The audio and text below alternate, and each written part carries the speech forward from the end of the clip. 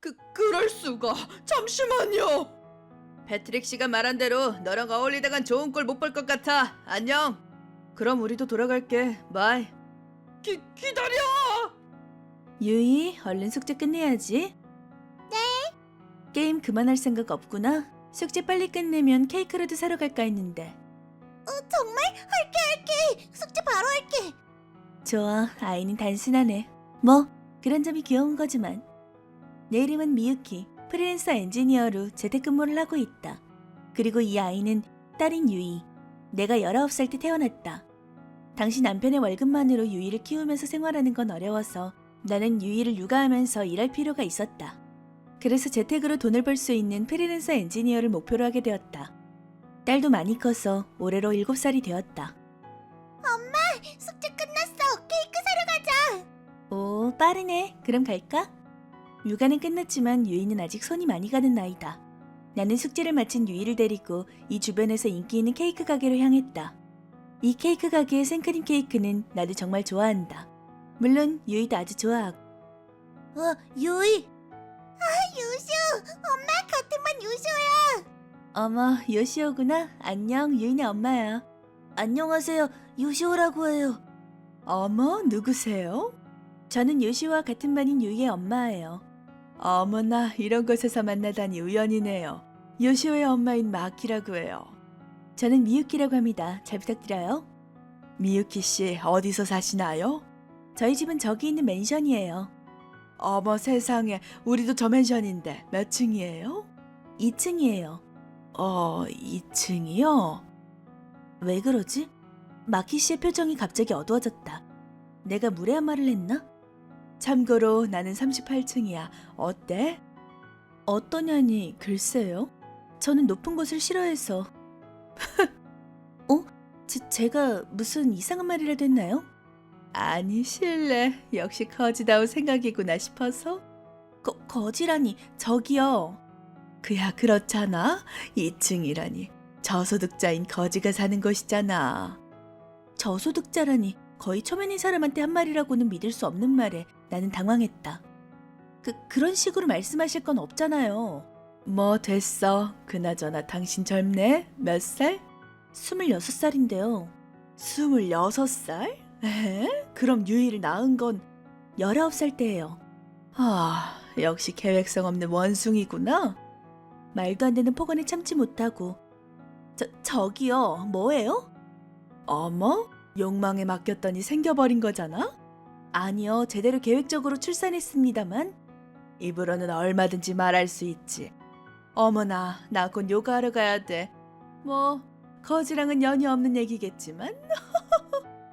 이렇게 말하고 마키 씨는 떠났다. 엄마 화냈어? 유이, 괜찮아. 자, 가자. 마음을 다잡고 케이크를 사서 집에 돌아왔다. 이 집은 헬스장이나 수영장이 갖추어져 있는 조금 비싼 맨션이다.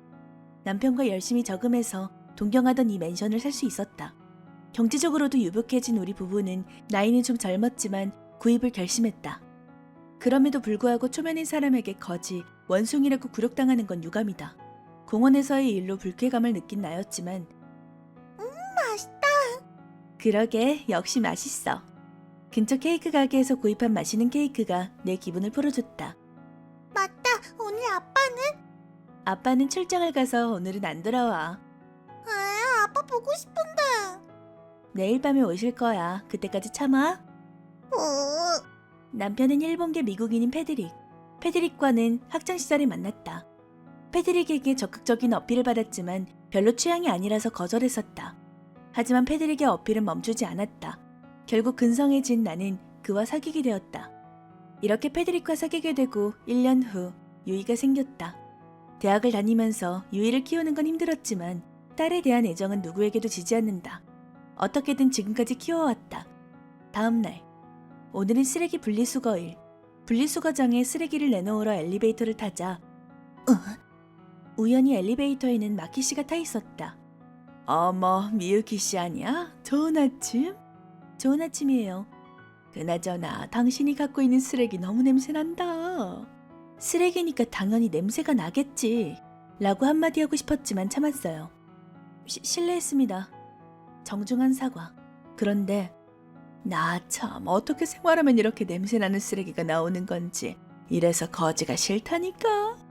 아침부터 분노가 솟아올랐지만 꾹 참았다. 죄송합니다. 일단 사과했다. 2층에서 1층까지는 순식간에 도착한다. 하지만 이때는 이상하게 시간이 길게 느껴졌다. 앞으로 쓰레기를 내놓을 때는 엘리베이터를 사용하지 말아주겠어? 아침부터 기분이 최악이야. 알겠습니다. 조심할게요. 나는 이렇게 대답할 수밖에 없었다. 저녁. 어라, 어서와. 오늘 학교는 어땠어? 엄마, 응? 유이는 그렇게 중얼거리더니 갑자기 울기 시작했다. 유이, 무슨 일 있었니? 요시오가, 요시오가 요시오? 아, 마키 씨네 아들. 엄마를 안 좋게 말해. 나는 한숨을 삼키고 유이의 말을 자세히 들어보기로. 2층에 살면서 19살 아이를 낳은 부모는 제대로 된 사람이 아닐 거라면서. 나는 이때 어떤 기억이 떠올랐다. 그건 유이를 출산할 때의 일. 당시 대학을 다니며 출산을 하려던 나를 냉담하게 보는 사람들은 적지 않았다. 출산을 앞둔 상태였기에 나도 정신적으로도 육체적으로도 상당히 힘들었었던 시기였다. 그리고 지금 딸아이까지 괴로워하고 있다. 나는 울면서 딸을 끌어안았다. 밤 11시쯤. 다녀왔어. 아, 어서와. 뭐야. 기운이 없네, 미유키. 사실은... 무슨 일 있었어? 나는 최근 며칠 동안 일어난 일을 상세히 얘기했다. 뭐라고? 그런 편견 덩어리가 이 아파트에 있단 말이야? 좋아, 지금부터 단판을 지으러 가주겠어. 잠깐 패드리? 쏘리. 다음 날. 뭐지? 당신 미유키 씨 맞지? 맞습니다만 혹시 마키 씨인가요? 다행이다. 만약 다른 사람이면 어쩌나 했어. 용케 절 찾으셨네요? 당신 젊으니까 SNS를 하고 있지 않을까 해서 찾아봤어. 무사히 찾아서 정말 다행이야. 그래서 볼 일이 뭔가요? 어머나, 저능한 사람은 참 성격이 급하다니까. 저도 한 가지 아느니 용건을 말해주시겠어요? 바쁘다니 백수면서 무슨 소리야. 나랑 남편이 파티를 열거든. 그래서 당신을 초대하려고. 파티는 언제인가요? 어머, 당신 올 생각이야? 그럼 왜 초대한 건데요? 아이 참, 그렇게 화내지 마. 초대하지 않으면 내가 그릇이 작은 여자가 되어버리잖아. 그래서 파티가 언제냐니까요? 다음 주 일요일이야. 높은 사람도 잔뜩 오니까 지저분한 옷으로 오지 말아줘. 저도 알아요. 그럼 그날 잘 부탁해. 무려 마키 씨는 일부러 내 SNS 계정을 찾아서 연락해왔다. 수많은 계정 중에 나를 찾다니 이 사람 한가한가? 심지어 여전히 사람은 엄청 깔보고. 나는 바로 이 일을 남편에게 말했다.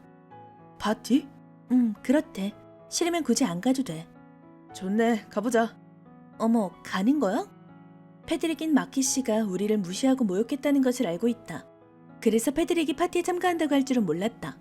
근데 괜찮겠어? 이런 말하긴 미안하지만 상대는 별로 좋은 사람이 아닌데. 난 파티를 좋아하거든. 미국에 살았을 때도 자주 파티를 참가했었어.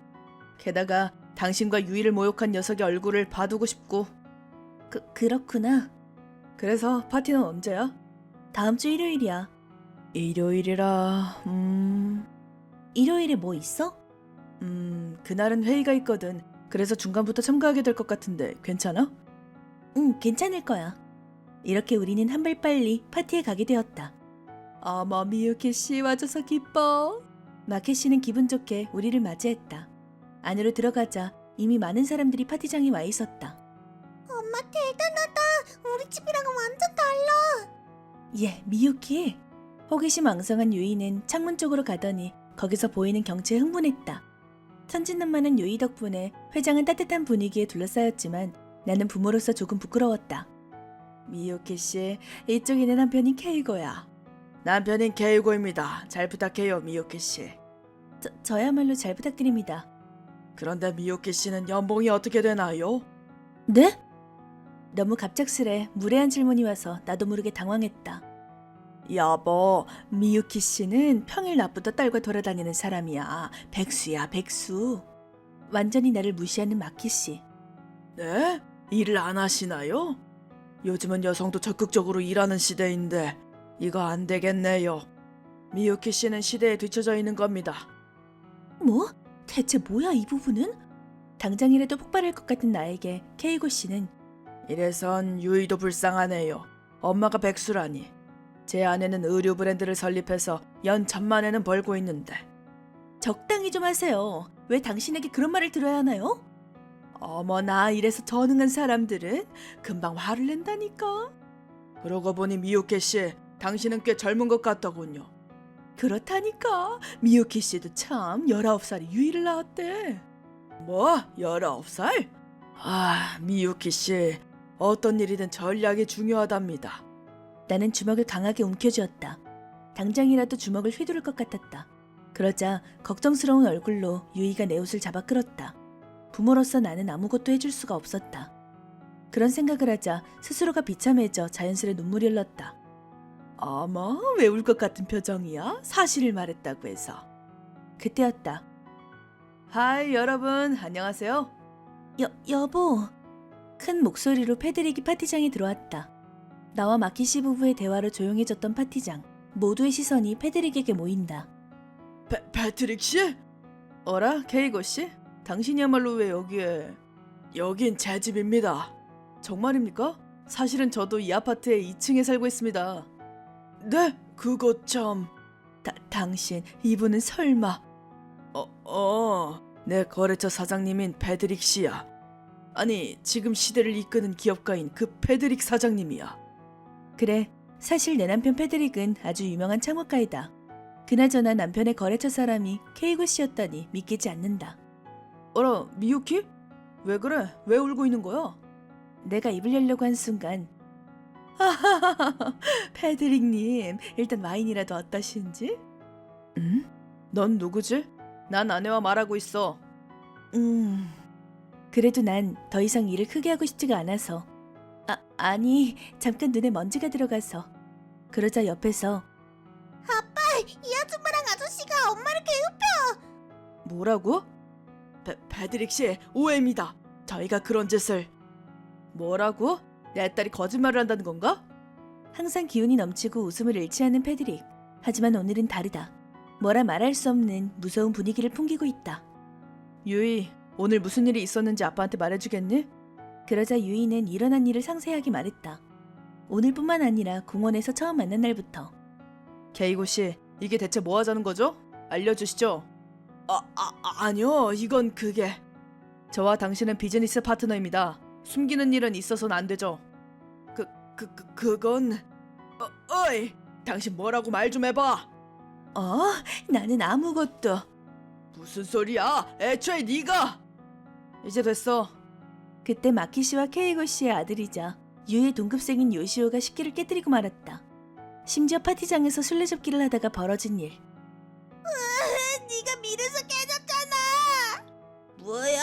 너야말로. 케이고 씨, 마키 씨, 당신들은 다른 사람들에게 지적질을 하기 전에 본인들의 아들을 잘 살펴보시죠. 네. 그리고 앞으로의 거래는 파기하도록 하지. 당신은 믿을 수 없어. 네? 그런 곤란합니다. 곤란한 건 저도 마찬가지입니다. 남을 안 좋게 말하는 사람은 언젠가 그게 본인에게 돌아가니까요. 아니, 안 됩니다. 곤란합니다. 은행 대출을 갚을 수 없어지고 앞으로의 임대도 패드릭 씨와의 거래가 중단되면 저희 회사는 도산입니다. 모두 당신의 책임입니다. 그걸 저한테 말해봤자. 야, 너도 사과해. 이번 일은 정말 죄송합니다. 부디 용서를. 아직 아들도 어리고. 왜 나에게 사과하지? 상처받는 건 아내와 딸입니다만. 저기 미유키 씨, 지금까지 일은 용서해줘. 내가 다 잘못했어. 마키 씨는 딱 봐도 자기 보신을 위해 나에게 사과하고 있다. 거기에 성의는 전혀 느껴지지 않았다. 결국 나는 폭발하고 말았다. 이제 와서 뭔가요? 당신들이 위험해질 것 같으니 비는 건가요? 웃기지 마. 정말 죄송합니다. 정말 이해력이 안 좋은 사람이군. 끈질긴 남자는 꼴사납답니다. 그럴 수가. 파티장 사람들은 이 불쌍한 부부를 비웃고 있는 것 같았다. 결국 이 파티에 불린 사람들과는 얕은 관계였다는 거지. 그리고 마켓 씨, 당신 우리가 2층에 사는 걸 무시했다죠? 아니요, 결코 그런 짓은. 거짓말은 좋지 않습니다. 아내의 SNS로 대화 기록을 봤으니까요. 그런... 저층에 사는 게 사무실에 더 빨리 도착할 수 있습니다. 아침엔 엘리베이터가 혼잡해서 고층에 사는 사람들은 불편할 테니까요. 그래서 저희는 저층에 살고 있는 겁니다만. 그건... 그럼에도 불구하고 당신들은 저층에 사는 우리를 무시했어. 아주 시야가 좁은 사람들이야. 그러자 근처에서 나도 패트릭 씨와 같은 생각으로 저층에 살고 있어. 케이고, 다시 말해 자네는 나도 무시하고 있다는 건가? 아니요, 결코 그런 게 아닙니다. 뭐 어차피 오늘 자네의 행동을 보고 실망했어. 그럼 난 이만 실례하지. 그럴 수가. 잠시만요. 패트릭 씨가 말한 대로 너랑 어울리다간 좋은 꼴 못 볼 것 같아. 안녕. 그럼 우리도 돌아갈게. 바이. 기다려. 케이고 씨의 말리는 목소리를 무시하고 우리는 파티장을 떠났다. 밖으로 나가자. 이야, 패트릭 씨 처음 뵙겠습니다. 이야, 이런 곳에서 나카이 씨를 만날 줄이야. 나카이 씨, 설마? 무려 이 나카이 씨, 엄청나게 유명한 투자가이다. 그리고 이 우연한 만남으로 패드릭 씨의 회사에 나카이 씨가 투자해 주었다.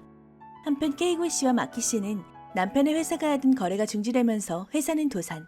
은행 대출을 갚지 못하고 집세도 내지 못하게 되어서 지금은 월 3만 엔인 임대 아파트로 이사했다고 한다. 지금까지 사치스럽게 살아온 두 사람은 이 일로 크게 싸웠다. 가정은 붕괴하여 이혼. 이건 몇 년 후 딸에게 들은 말인데 요시오는 오냐오냐 자라서인지는 모르겠지만 손을 댈 수 없는 양아치가 되어 집을 가출하고 친구들 집에서 살고 있다고 한다. 학교에서 그런 소문을 들었다고 한다. 요시오의 친권은 마키 씨에게 넘어갔다고 하는데 마키 씨는 그런 성격 때문인지 원래 부모와 절연 상태였다. 기댈 곳도 없어 지금은 편의점에서 알바하고 있다고 한다.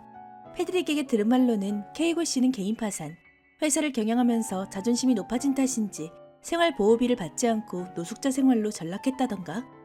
우리는 어떻게 되었냐면 남편의 회사는 나카이 씨의 투자도 있어 더욱 큰 회사로 성장했다. 일본, 아니 세계를 대표하는 거대 기업으로 성장할 수 있었다. 유이도 쑥쑥 커서 조금씩 멋진 여성이 되어가고 있다.